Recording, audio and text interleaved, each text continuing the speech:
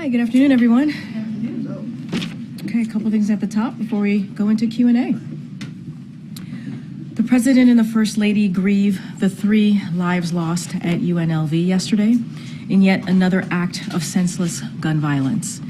And our thoughts are with those who survived this incident and are undoubtedly traumatized by this horrific event, including one survivor who sustained critical injuries. We are grateful for the brave law enforcement officers who ran towards danger and prevented further loss of life. At the President's direction, we have federal officials on the ground supporting local response efforts and providing all necessary assistance. The newly established Office of Gun Violence Prevention is also coordinating federal resources to help the community recover from this tragedy. Because we know it's not just the victims and survivors who need support, but this violence rips apart entire communities. And I also want to note that less than 24 hours ago, I stood at this same podium as we mourned the 6 lives lost in San Antonio. And here we are again today. When the President talks about ending the epidemic gun violence, this is what he's talking about. From Las Vegas to Texas, to Memphis, to Maine, when will it be enough? When will it be enough? We are in crisis and we cannot continue to live like this. As the President said, Republican lawmakers must join Democrats in Congress to advance common sense measures to protect Americans from gun violence. Literally every day we wait becomes another day too late. Today, as you all know, we made an announcement on new actions to promote competition in healthcare and support lowering prescription drug costs for American families. That includes a historic proposal to promote access to life-saving drugs at a price that Americans can afford. Taxpayers have spent hundreds of billions of dollars on research relevant to developing new prescription drugs, and more often than not, those drugs aren't available to families at an affordable price. President Biden thinks that is wrong, and we're working to fix that. Today, the administration is announcing a proposal to put drug companies on notice if they are not making their product available to the public on unreasonable terms, including affordable price. This action would promote the federal government's ability to license a patent, such as those used to create life-saving drugs, to a competitor with the goal of increasing competition and bring costs down for families. Today's actions build on the steps the President has already taken to lower healthcare costs, including capping the cost of insulin at $35 for seniors, finally allowing Medicare to directly negotiate for lower prescription drug prices, requiring drug companies to pay rebates to Medicare if they raise prices faster than inflation, and locking in $800 per year in health insurance savings for 15 million Americans under the Inflation Reduction Act. With today's latest step, President Biden continues to deliver on his promise to ensure that Americans have affordable access to medications, the medications that they certainly need. And very importantly, today we want to wish Jewish people at home and around the globe a happy Hanukkah and a meaningful festival of lights. This is an opportunity for Jewish Americans and all of us who support them to come together, reflect, share time with loved ones, and pray for more peaceful times ahead. The President and the First Lady are looking forward to celebrating Hanukkah with the Jewish community on Monday, and we'll certainly have more to share in the upcoming days. With that, as you can see, Admiral Kirby is here to give an update on the Middle East, the Hamas-Israel conflict, and also answer any other questions you may have. Go ahead. Global questions, foreign policy questions. Go ahead. All right, good afternoon, everybody. I think we've all seen, I know you all have seen, recent attacks on maritime shipping by the Houthis, missiles and drones fired by them from Yemen and targeting commercial vessels. These attacks represent a direct threat to international commerce and to freedom of navigation. They've jeopardized the lives of merchant sailors that represent multiple countries all around the world. And while they are launched by the Houthis, we certainly have every reason to believe that they're being enabled by Iran. As the National Security Advisor said just the other day, the Houthis are pulling the trigger, Iran is providing the guns. Now, Jake also talked about our efforts to explore the value of maritime task forces to help deal with this threat. And so today, I can tell you that the Departments of State and Defense are leading a coordinated effort to strengthen and expand the 39-member Combined Maritime Forces. That's a multinational maritime partnership which exists to counter illicit non-state actors in international waters. Everything from just basic maritime security to anti-piracy and trafficking. Our focus at this time is ensuring that there are sufficient military assets in place to deter these Houthi threats to maritime trade in the Red Sea and in the surrounding waters, to the global economy writ large. We're also encouraging other like-minded nations to join this coalition, and we've actually heard some interest from several key partners that are interested in coming aboard. Additionally, the Treasury Department announced today sanctions on 13 individuals and entities responsible for providing funds to the Houthis in Yemen. These sanctions will further cut off those who facilitate Houthi attacks, and they'll follow a number of sanctions on the Houthis and the IRGC, the Revolutionary Guard Corps in Iran, that Treasury has already rolled out since the 7th of October. And of course, we are leading an international coordinated effort to condemn these Houthi attacks and their threat to global commerce, including what you, I think, saw in the G7 leaders statement that we talked about yesterday, and through targeted efforts through the UN Security Council. This is an international problem, and it demands an international solution, and that is exactly the approach that the United States is going to take to it. Now, lastly, just want to make one thing clear, that the commanding officers of our ships, our Navy ships at sea, have and will execute their inherent right of self-defense. And we don't have any conclusive information right now that suggests that U.S. Navy ships have been specifically targeted by the Houthis.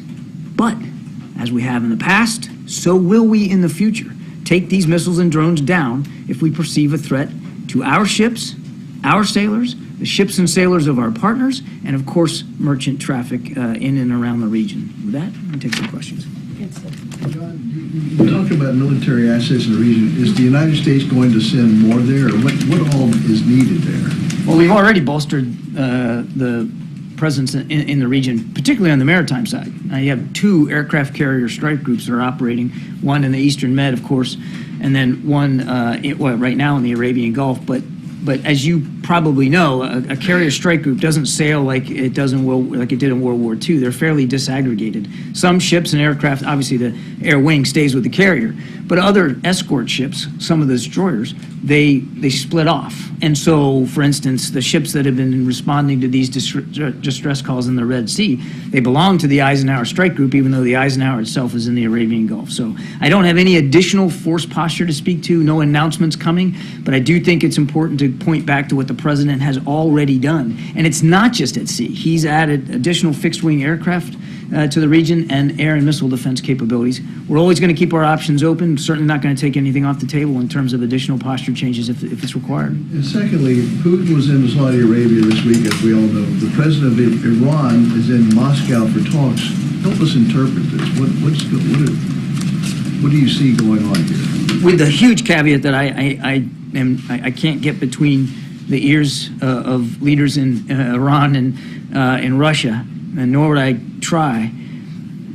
What we have seen, Steve, in recent months, many months, is this growing, burgeoning defense partnership between Iran and Russia. Now, the obvious proof of that are the drones that Iran continues to provide Russia. And heck, they've helped Russia now create a manufacturing facility on Russian soil so they can build their own Iranian model drones, which are continuing to attack the people of Ukraine and Ukrainian infrastructure.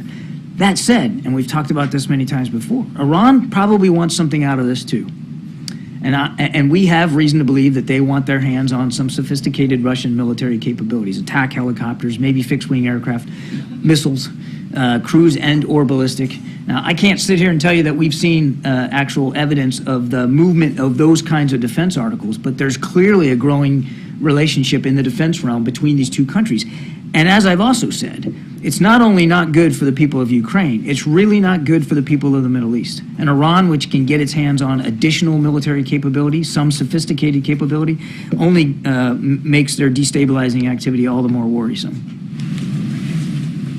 Thank you. Admiral, it's now been about a week since the pause in fighting ended. Where are talks right now with regional partners to get another temporary pause? And what are the conditions that we know of right now of hostages that are remaining and that other American woman? Talks are still ongoing. Discussions are happening literally every day. Our team is in touch with our partners on this. I wish I had specific progress to speak to. I don't. Obviously, we're not close to inking another deal on a humanitarian pause, and nor do I have any news to break here today about the return of hostages, either ours or those of many other countries that are being held hostage. We're still trying to get as much information as we can about the hostages that are being held. We have some information, as I said before, on some of the hostages because their families are talking to us, and that's been a terrific source of information and context. We have less information on others, but not for lack of trying. And after the failed vote in the Senate yesterday to advance the supplemental funding, what are the plans from the president to get this back on track? Any calls made to the Hill? Any plans to work the folks? I don't have any calls to read out. I don't know if Karine does. I can speak. Yeah, go ahead. I mean, we've been very, very clear about the supplemental and how important it is. As you've seen, the OMB director has been pretty out there on the different networks making the case. And one of the things that she has said is that it's stunning. It's stunning that we've gotten to this point, right? It's stunning that we have gotten to this point, and that Republicans in Congress willing to give Putin a gift, the greatest gift that Putin could hope for. That's what we're seeing. And so they are playing chicken with our national security. That's what we're seeing here. And history will remember them harshly.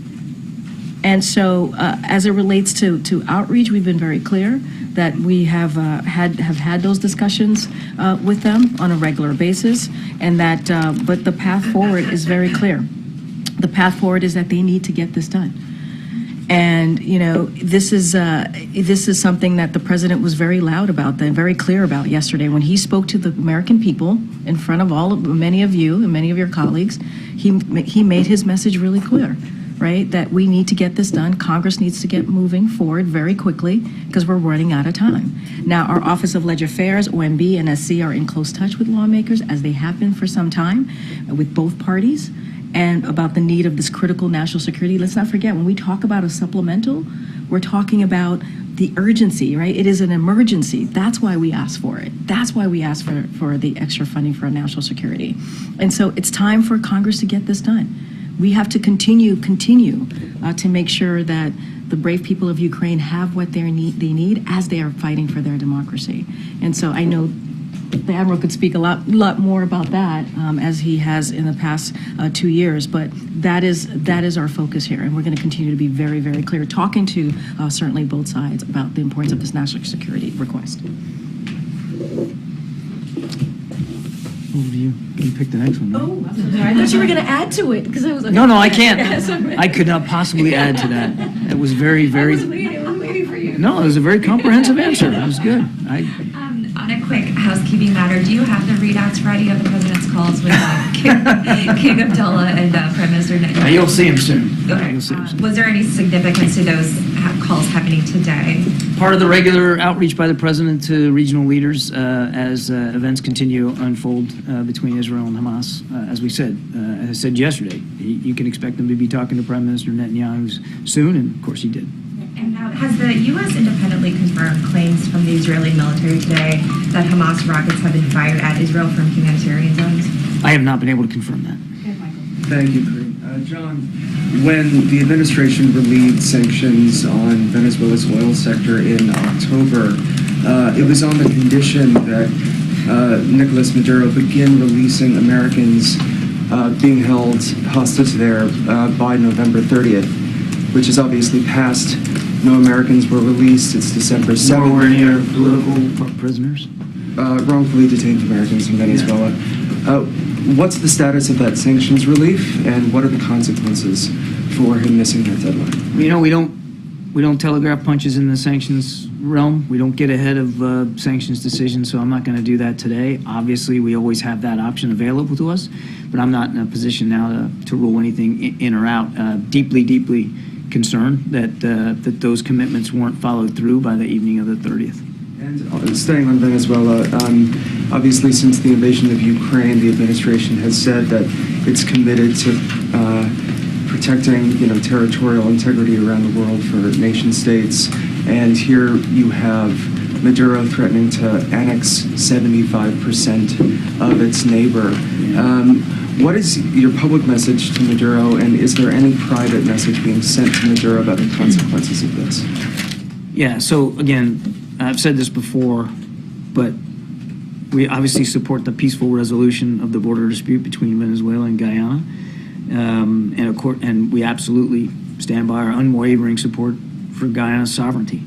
The 1899 arbitral award that determined the land boundary between those two countries should be respected unless or until the parties themselves reach a new agreement or a competent legal body decides otherwise, and that hadn't happened.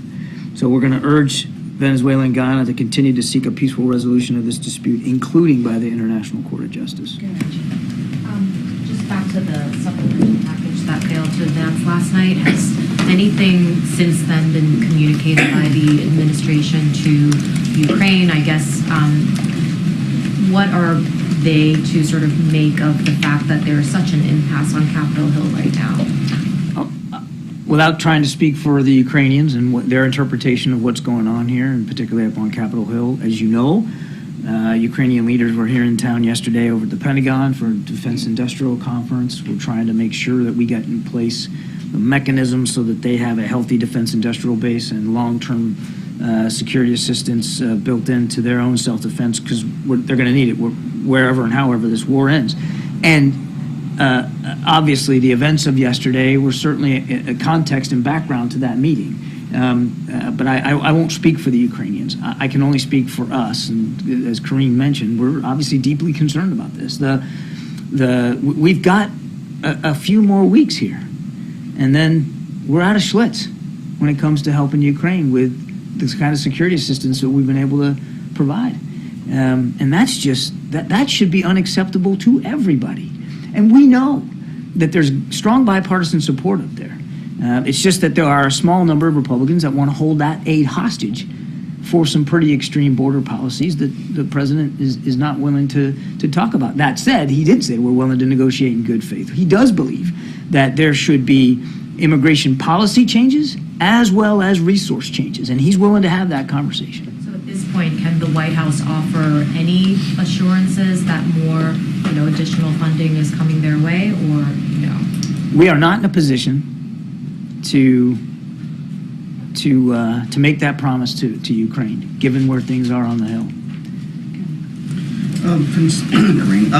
John, there is a report that some of the hostages who were being held by Hamas have been sexually assaulted. The AP is quoting a doctor who treated some of the hostages that were released, and he says that at least 10 of them, men and women, were sexually assaulted while they were in captivity.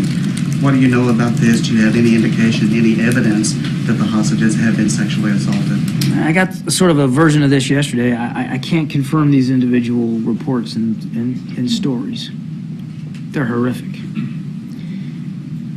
Sadly, because of who we're dealing with, we certainly aren't in a position to disabuse these reports. And the truth is they're believable just on the face of it because of who these guys are and what they believe. And because we have heard other accounts from other survivors that have come back and other hostages. And as the president said, I think very eloquently the other day, I mean, it's inhuman what Hamas has proven capable of. And that is all the more reason why we're working, as to the earlier answer I gave, by the hour to see if we can't get another pause in place so that we can get these hostages home to their families where they belong. Now, obviously, we know that Hamas is holding some additional women and children. So let's get them out. And then we can talk about the other groups. We understand they classified people. Let's get the remaining women and children out and get them out from under the jackboot of Hamas and potential sexual violence.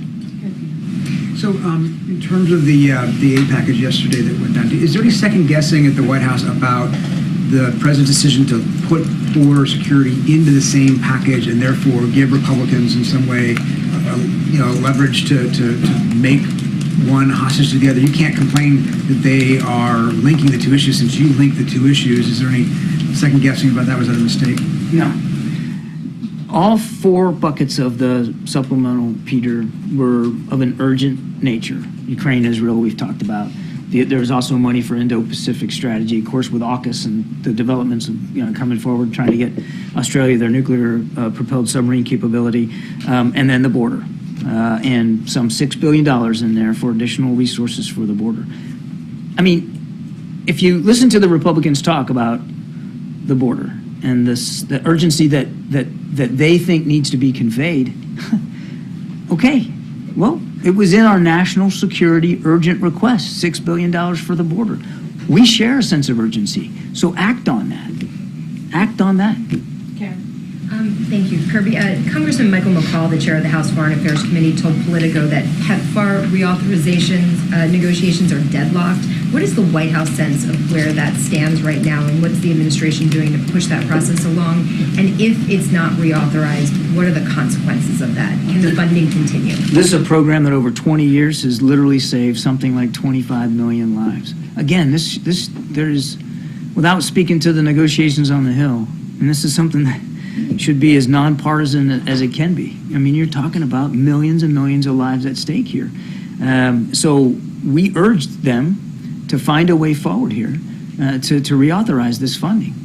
Is this something that we would see the president engage with lawmakers on, given what a priority this seems to be for the administration? It is absolutely a priority for the president. I won't get ahead of his schedule or his phone calls, but I can tell you he's watching this very, very closely because he knows personally what a lifesaver this program has been. Thanks, Kirby. One follow-up on Venezuela. I know you said you wouldn't telegraph on sanctions, but can you give us a sense of a timeline of when the administration will make a decision on sanctions rollback? That sounds a lot like telegraphing.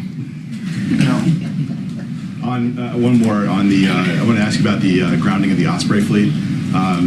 Any updates on that? And I know some of them are in the presidential fleet. Are there any special considerations being discussed with them, and what kind of checks will be required to put those back into HMX? I asked about this earlier myself because I kind of thought you guys might be asking the question from that perspective. It's a force-wide stand down, and that means every Osprey in the force. And these Osprey belong to the United States Marine Corps, part of the force, so they'll be subject to the stand down too. And this is a common procedure when there's a significant aviation mishap, and when you can't rule out when an aircraft goes down that there might be some larger systemic problem. It's common practice. It's the right thing to do.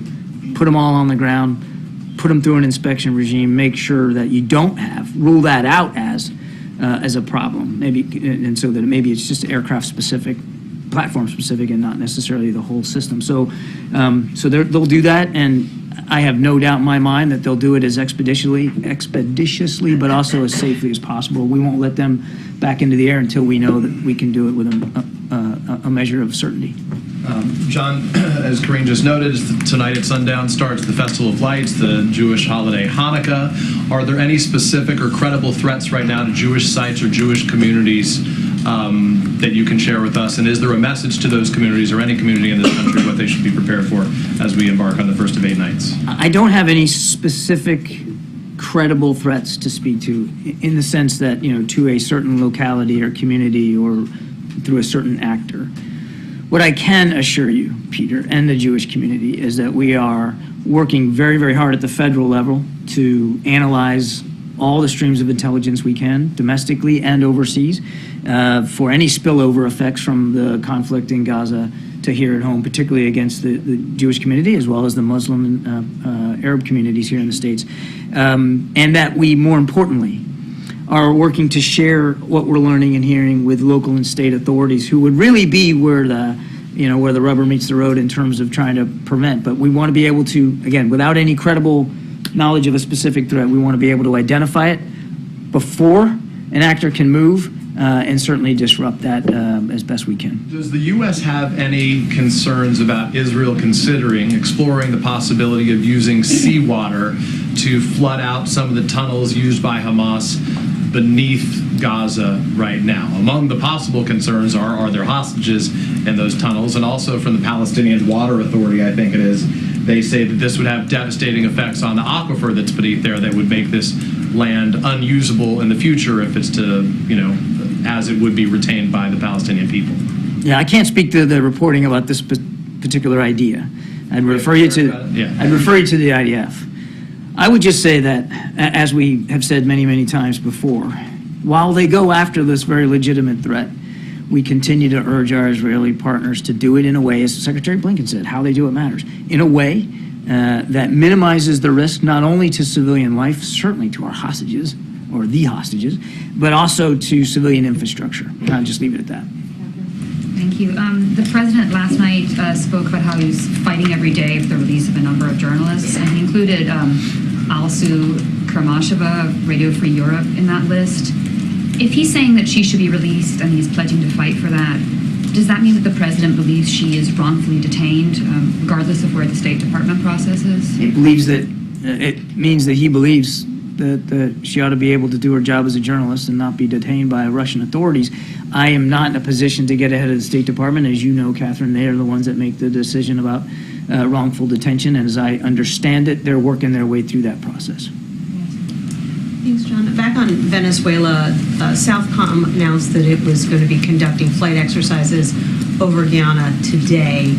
Is that timing meant to send a message to President Maduro about U.S. support for Guyana and its territorial integrity? I'd be careful drawing too strong connective tissue between routine military operations that we do in the region in this particular issue. That said, as I said before, we recognize the sovereign territory of Guyana, and as we do with many nations, sovereign nations in the region, we conduct operations and exercises as appropriate. How far would the U.S. be willing to go to show that support? Would it be willing to help Guyana maintain that territorial integrity? You mean militarily? Yes.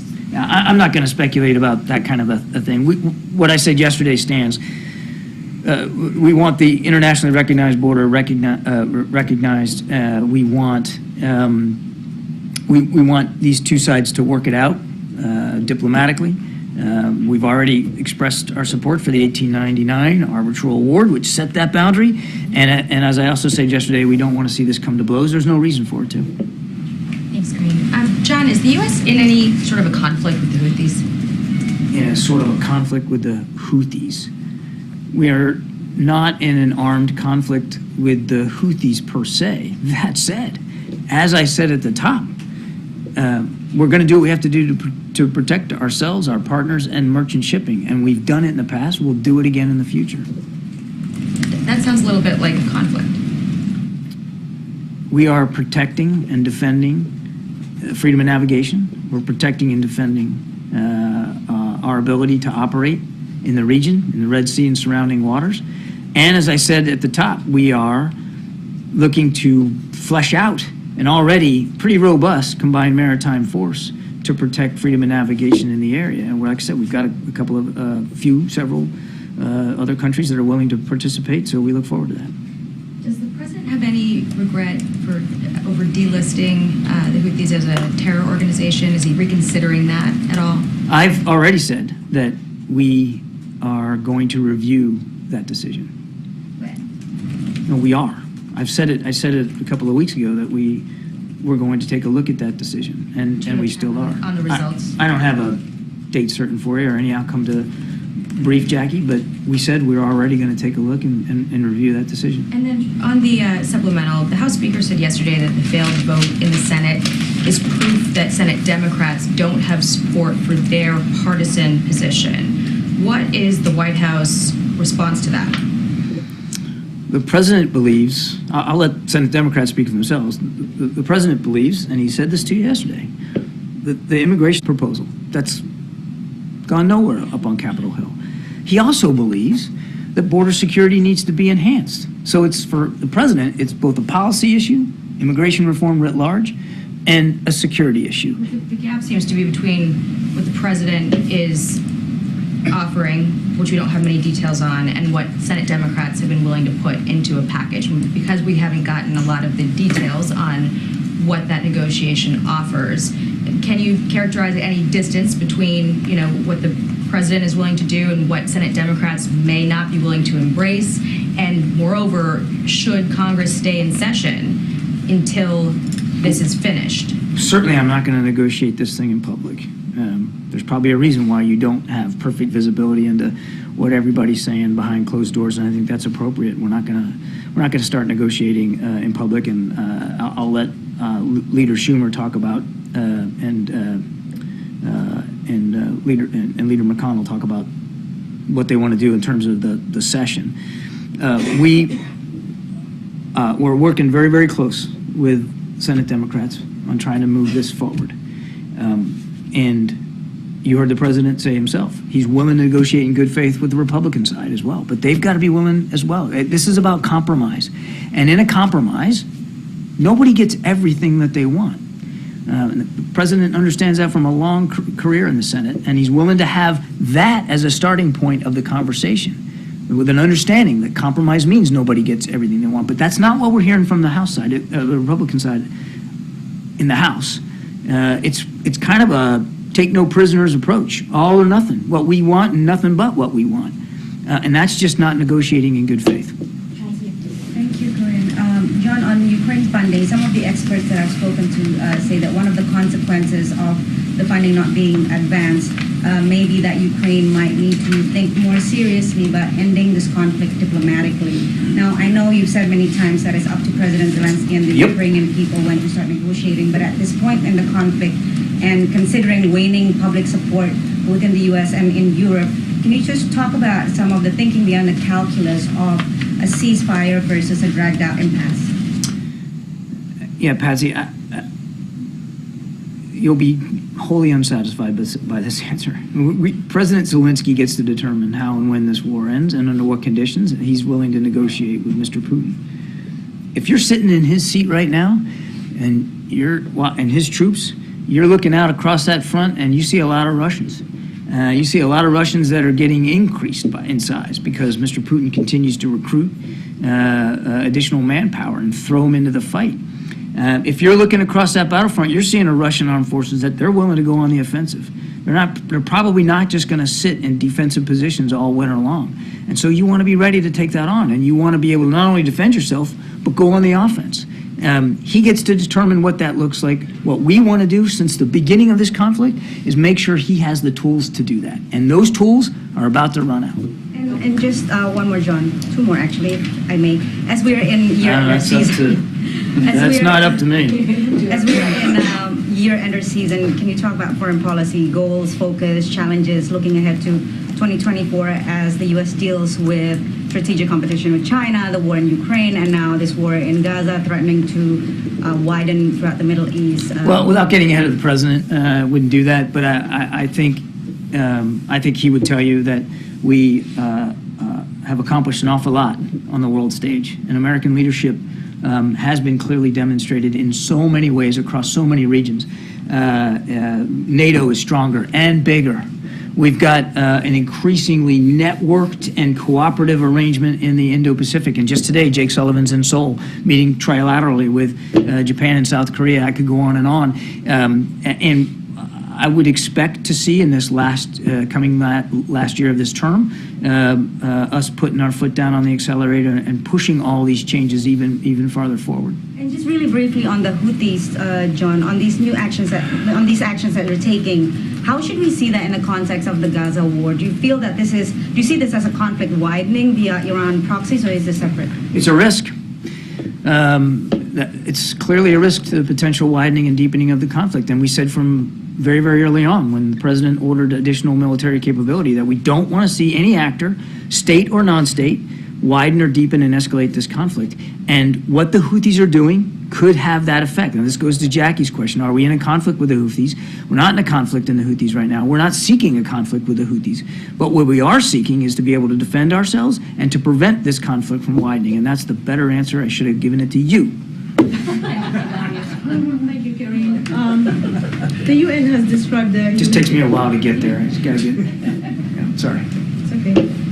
The UN has described the humanitarian situation in Gaza as disastrous, and actually they said it's hell on earth. The Secretary General activated Article 99, which have not been activated since 1971. 1989, I think, was the last time. I think it's 7. Well, okay, we can't disagree on this. We'll agree. We'll go back to the facts. But anyway, the bottom line is, does the international community, including the United States, has failed the civilians in Gaza since the frustration went up at the UN to the level of the Secretary General to call for what happened in Gaza as a threat to the regional security? Everything we're doing is trying to prevent this conflict from widening, deepening, escalating, and having a larger effect on the region. Many of the questions I've answered here today, I think, demonstrate all the things that the president is doing through his personal leadership engagement, including phone calls today with leaders in the region, to try to keep this conflict from escalating. Look, we certainly share the concerns that so many of others have concerned, including the Secretary General, about the humanitarian situation in Gaza. Tell me, name me one more nation, any other nation, that's doing as much as the United States to alleviate the pain and suffering of the people of Gaza. You can't. You just can't. The United States, through President Biden, is leading the effort to get trucks, food, water, medicine, and fuel into the people of Gaza. Wait. Name another nation that's doing as more than the United States to get hostages out or to get people, foreign nationals, out of Gaza. You can't do it. And name another nation that is doing more to urge the Israeli counterparts, our Israeli counterparts, to be as cautious and deliberate as they can be in the prosecution of their military operations. You can't. The United States is at the forefront of this. Now, every single casualty, Israeli or Palestinian, innocent life loss, every one of them is a tragedy, and we mourn with those families. We say it over and over and over again because we believe it, and it comes from the heart. But we also have to remember what Israel's up against. A terrorist group that deliberately puts those civilians in harm's way and puts them in the crossfire of this fight. That's what the Israelis are fighting. That was not my question. My question is, are you doing enough? The United States is leading humanitarian aid all over the world. That's a fact. We know that. Okay, just quickly on another question. There was disturbing images. Let me stop you there. You said, are we doing enough? Yes. This is why he's frustrated with... Even through our leadership, we believe there's more that can be done.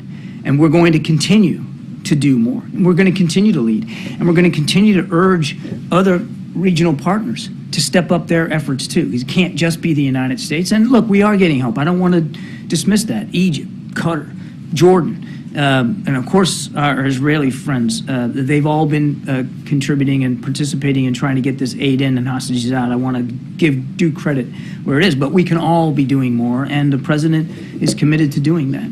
Just very quickly, there's disturbing images from Gaza, in northern Gaza, of people being arrested by the Israeli army, blindfolded, stripped naked. Some of them are journalists that we identified, and some are civilians. The Israelis saying they're Hamas fighters, regardless who they are. Do you think that Israel is still acting within the international law in its treatment of prisoners? As I said, I'm not going to respond to every event on the ground and every occurrence. I haven't seen those images. It would be imprudent for me to comment on that. We don't, just as a general statement, we don't support any targeting of journalists one way or another, anywhere in the world. They have a right and a responsibility to be there reporting on this. We believe that they should be allowed to do their jobs, and we certainly would never condone any inhumane or violation of law treatment of any innocent civilian. But I can't speak to those specific reports.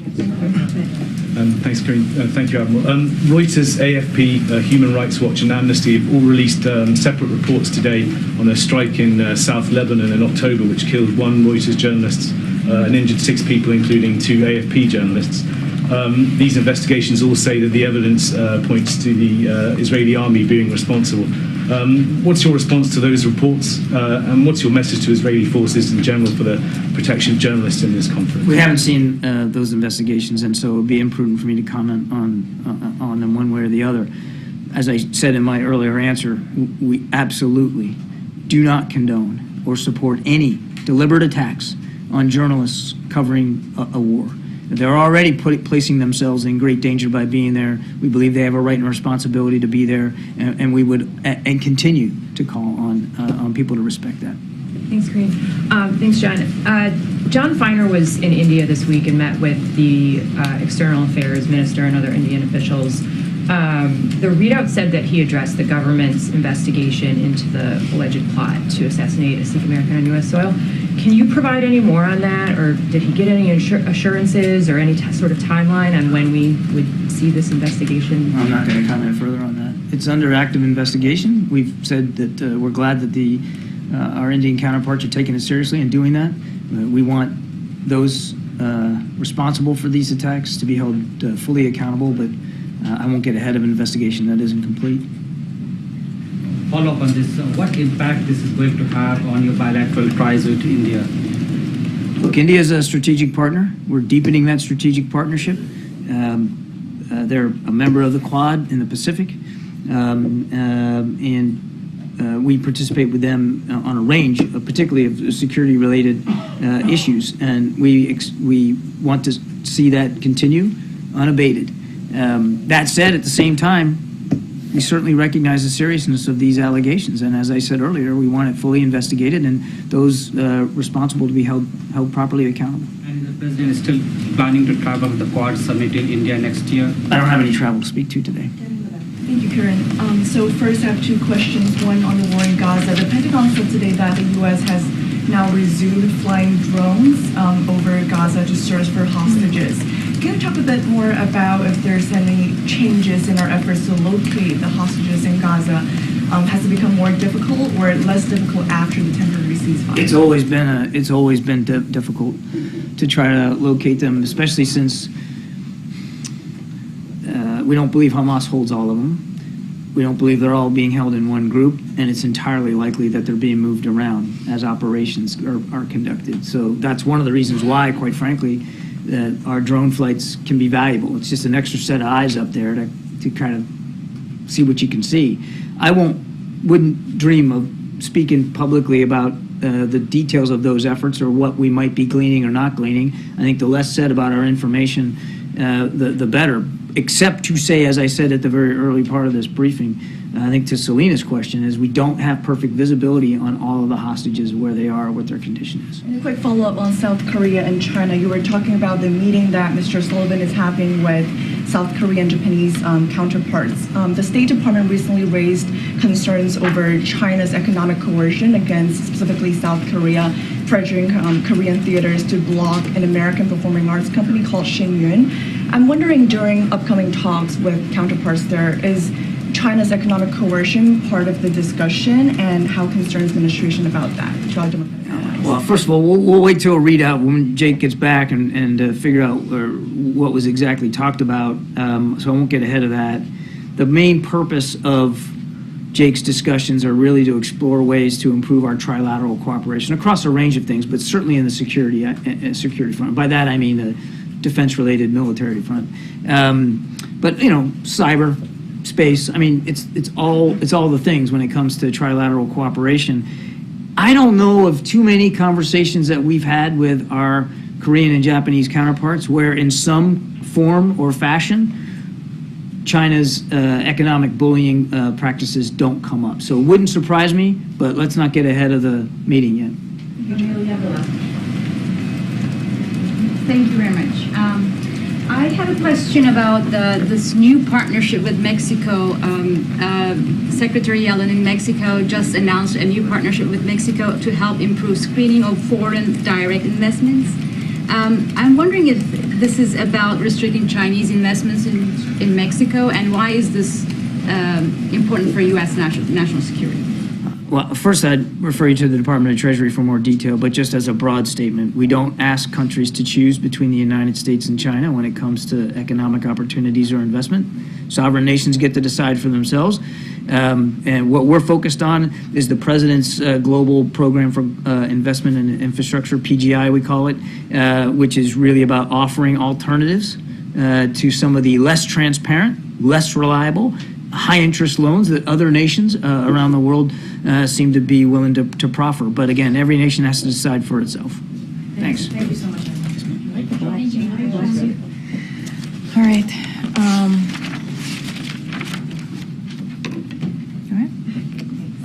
Two topics. There was ruling from a Texas judge earlier today that a lot of pregnant women whose fetus has a fatal diagnosis to obtain an abortion.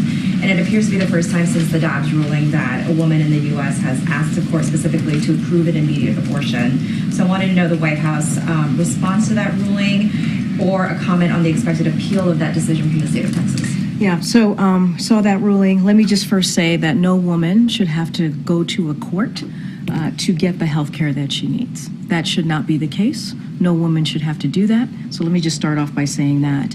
So we are glad that this person will get the care that she needs from her doctor. Again, should be her decision to be made with her doctor, which is sometimes some really difficult decisions that women have to make. And this is an administration that has been really clear about that, fighting for the rights for women to make decisions on their health care, and we're going to continue to speak loud and clear about that. But we should not detract from the fact that stories like hers are becoming all too common in states where Republican elected officials are enforcing dangerous extreme bills that threaten the lives of women.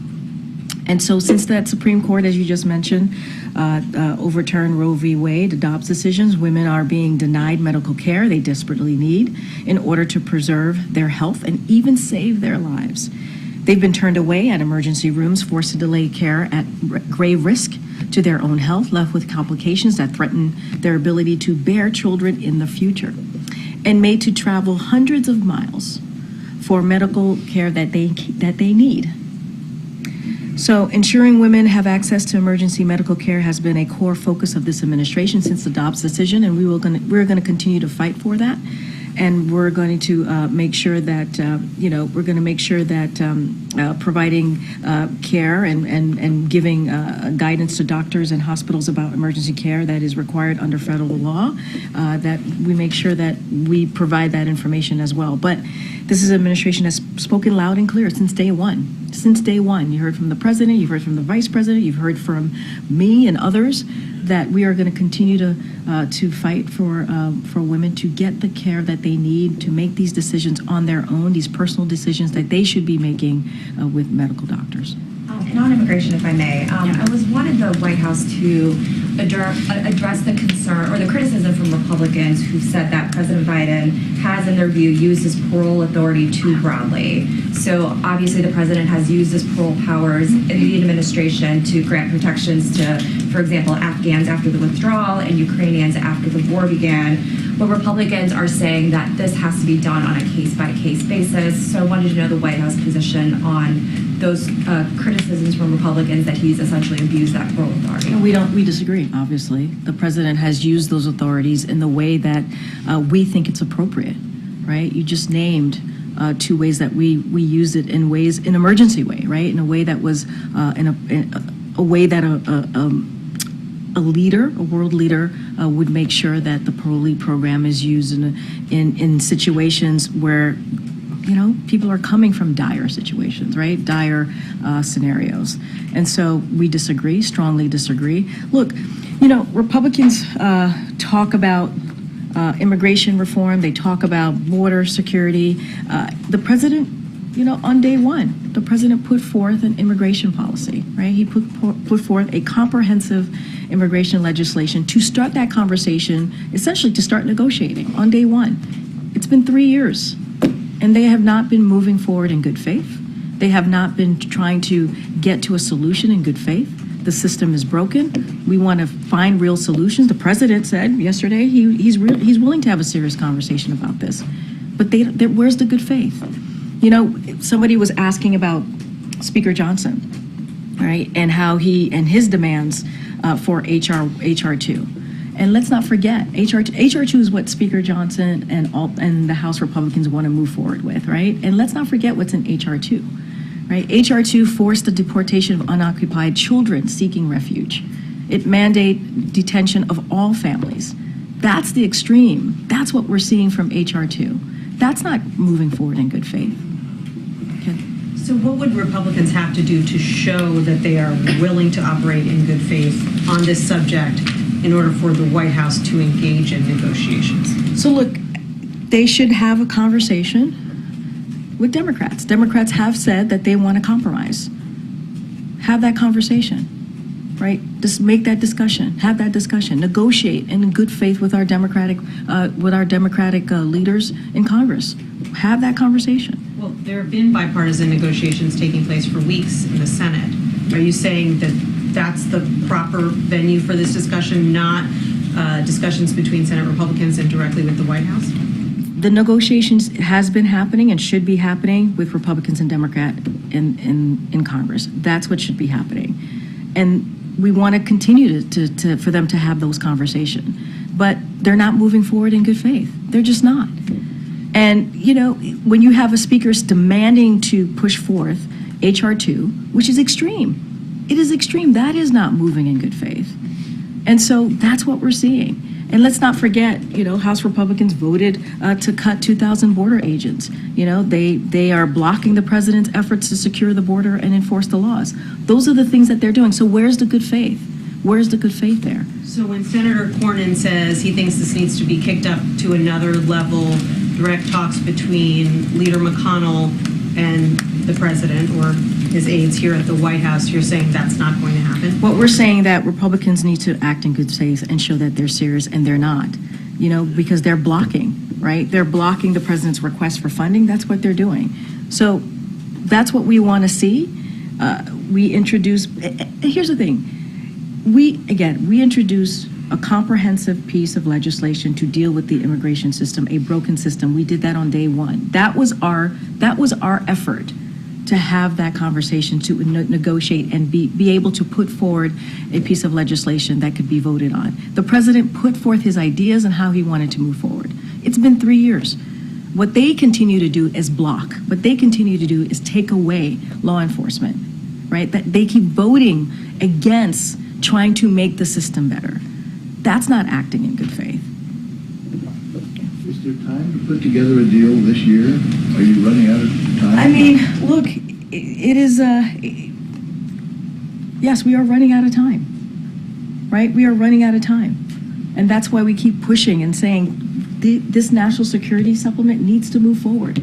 We talked about Ukraine. We've talked about Israel. The reason we included the border security is because the president thought it was important and we needed those additional funding to move forward to deal with the issue at the border. So obviously this is an emergency, this is important, but yeah, we are running out of time. And would the White House accept a deal that designates Mexico as a safe third country? I'm not going to negotiate from here. I'm just not going to negotiate from the podium.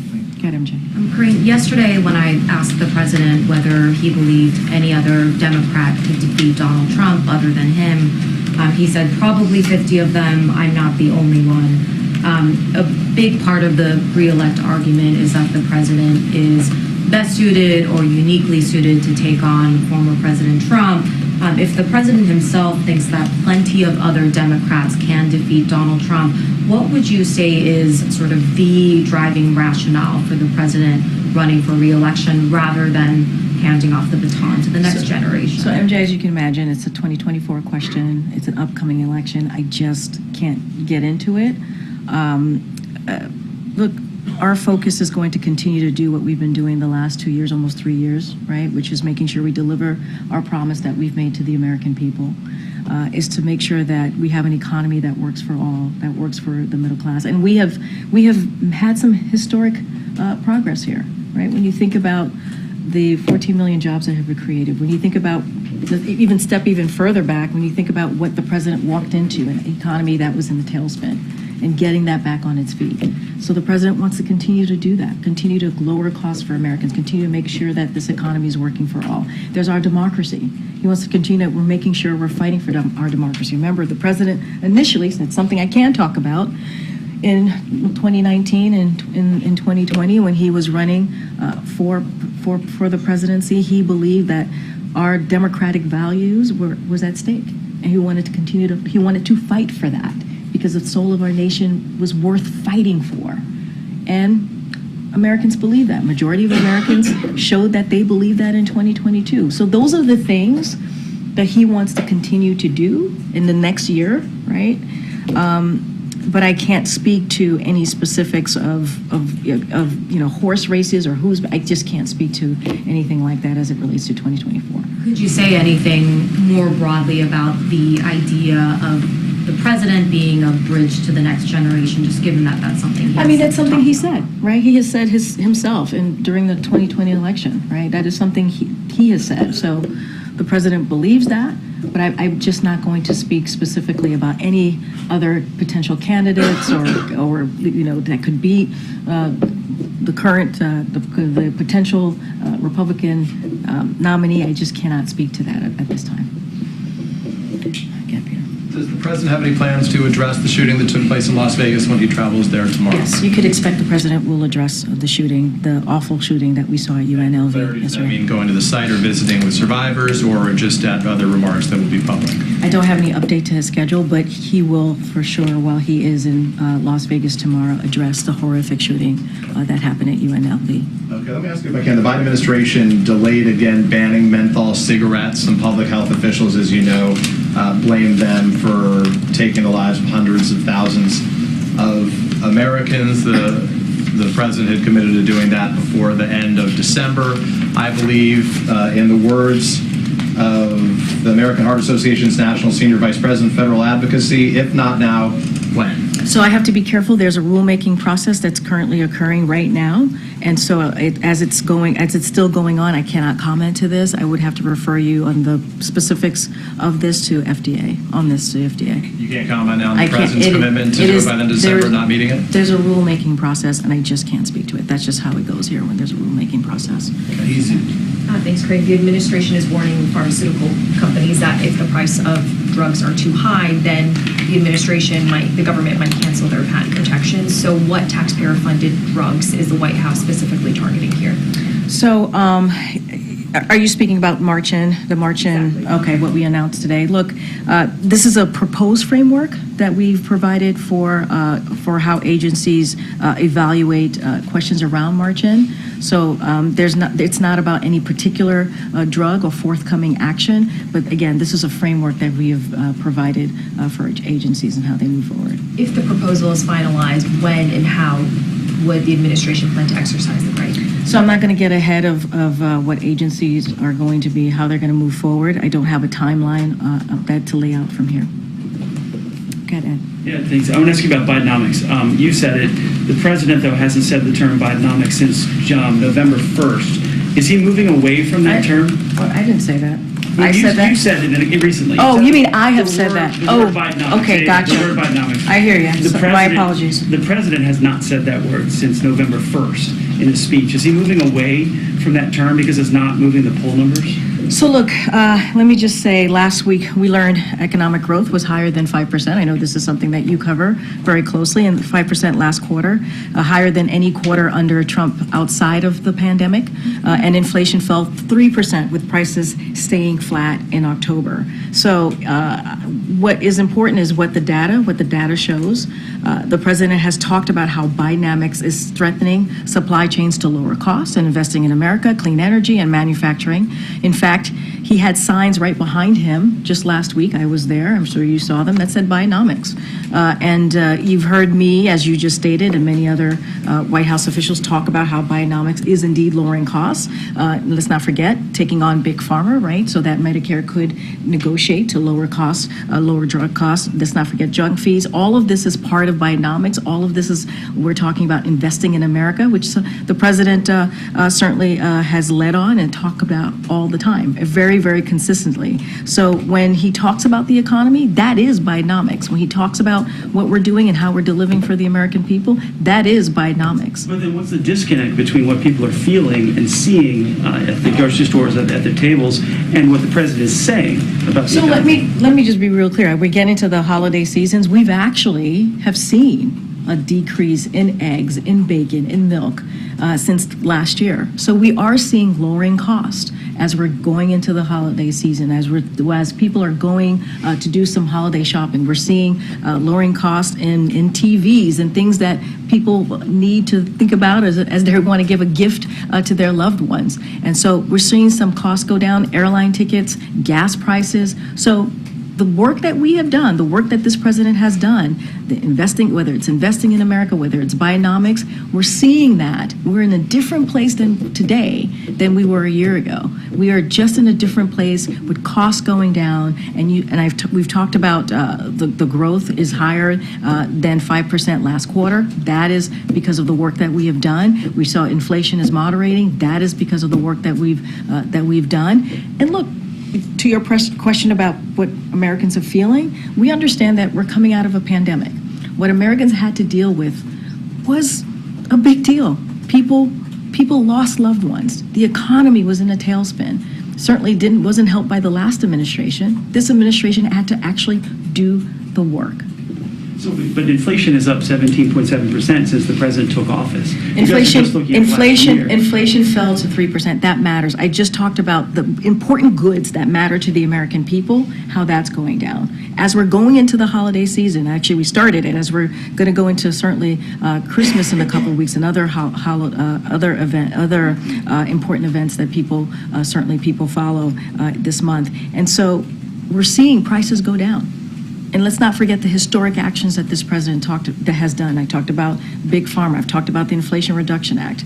That's because of what this president has done. And let's not forget, Inflation Reduction Act, only Democrats voted for it. Republicans decided not to. Again. Yep. Thank you, Karine. Are you surprised that I'm calling? Just one question. Sure. Does the Department of Education have any guidelines to ensure that schools receiving federal funding have reasonable protections for students from threats of violence, harassment, intimidation as part of their code of conduct?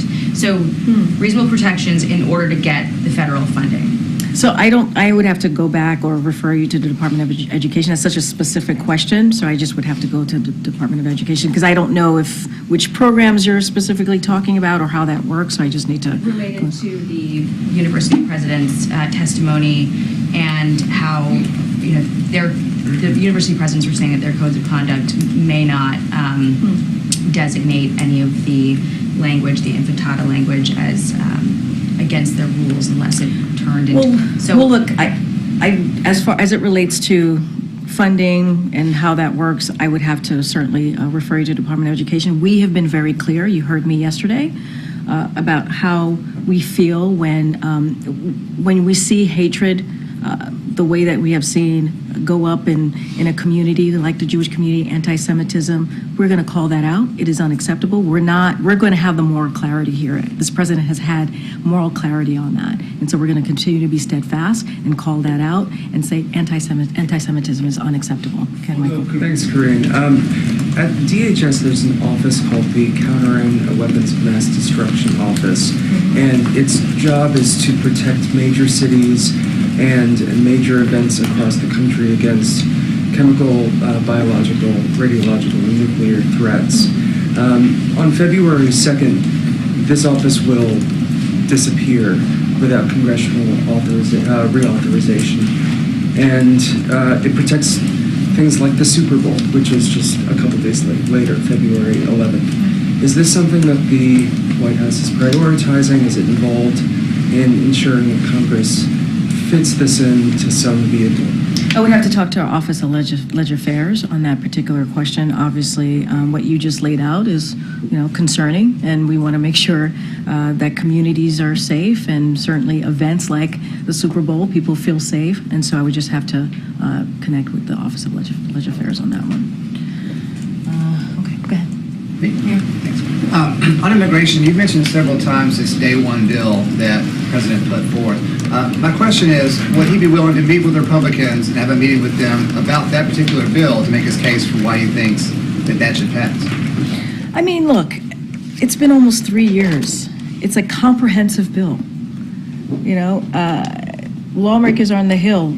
They know how to read a bill, right? They know how to look at the bill and pull from the bill what they accept and what they don't accept, right? And we did that on day one and have had multiple conversations from our side here, Ledger Affairs Office, with members of Congress. This is something, can you imagine the first thing that this president does as putting forward a piece of legislation is on immigration, a comprehensive piece of legislation? That shows, if anything, that should show how committed he is to that issue. And what we keep hearing from Republicans is either they use immigration as a political stunt or they try to make cuts, right? Or they vote against what the president is trying to put forward. right? Or they say we want to take away 2,000 CBP agents. I mean, that's what, if you look at HR 2, that's basically what it's saying. It's extreme. It's extreme. So we have a comprehensive plan, and they put forth a plan that is extreme. If he's committed to it, would he be willing to meet with them? And if not, why not? I mean, you're missing the point here. The point is the president put forth a comprehensive plan on day one, almost 3 years ago. And what they do instead is put forth extreme bills that does nothing to fix the broken system. That's the point. Thanks, Karine. Eric Adams is on the Hill today meeting with lawmakers to talk about the migrant crisis. Is he meeting with anyone at the White House? I don't have any meetings to read out about Eric Adams meeting with anyone here. I would have to check in. I don't have anything for you Has there here. been any sort of progress or dialogue with mayors as they try and accommodate the influx of migrants and prepare for I mean, look, we have been committed, have certainly put forth resources for mayors to deal with the influx of migrants. We have had multiple conversations. Our IGA office has been in close contact. There's been in-person meetings in states, in cities, wanting to make sure that we hear their concerns, and we provided assistance. We have provided assistance, and so that's going to continue, right? That's going to continue. And so that's why we're asking Congress for more.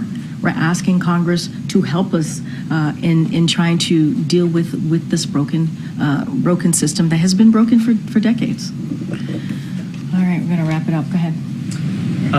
So Senator Joe Manchin, who has openly left open the possibility of an independent run for president next year, has been heavily critical of the administration's rollout of the clean energy tax credits enacted as part of the Inflation Reduction Act. And last week, he also spoke against the Treasury and DOE's interpretation of foreign entities of concern that are a key component of eligibility for the tax credits. I want to know if the administration had a response to this. Has the president spoken to Manchin recently? And what did you make of his comment? So I'll say this. I can't speak to the senator's potential or not potential run. That's something that he has to speak to for himself. Certainly nothing that I can speak to from here. What I can say is that, we have had a very good working relationship with Senator Manchin. We appreciate his partnership.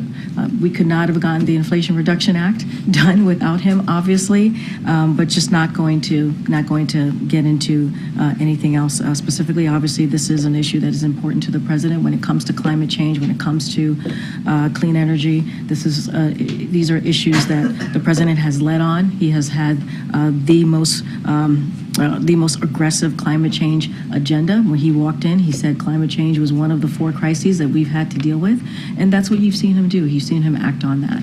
All right, thank you, everybody. Have a great weekend, and some of you I'll see you on tomorrow. Right? Vegas.